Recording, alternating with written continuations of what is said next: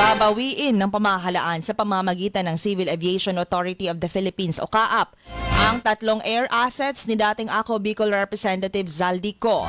Ang mga mamahaling sasakyang panghimpapawid ay nakaalis palabas ng bansa kahit na merong kasalukuyang investigasyon sa maanumalyang flood control projects.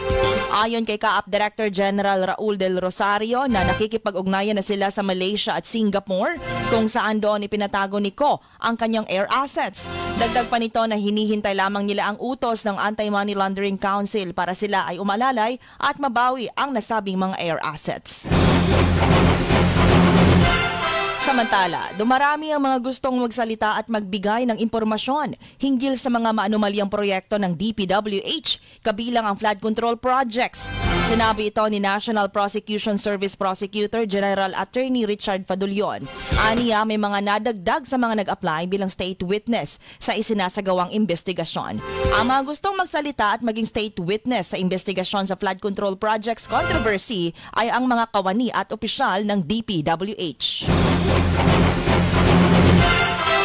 Nababahala si Senator Camille Villar sa lumalalang mental health issue ng bansa. Dahil dyan, nagharap siya ng resolusyon na humihiling ng pagsisiyasat ng Senado sa lumalalang sitwasyon sa kalusugan ng pag-iisip sa bansa.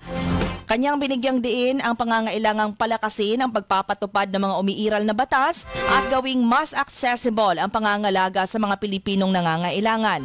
Ayon sa datos ng gobyerno, binanggit ni Villar na halos 2,000 Pilipino ang namatay sa pamamagitan ng suicide noong naunang kalahati ng taong 2025.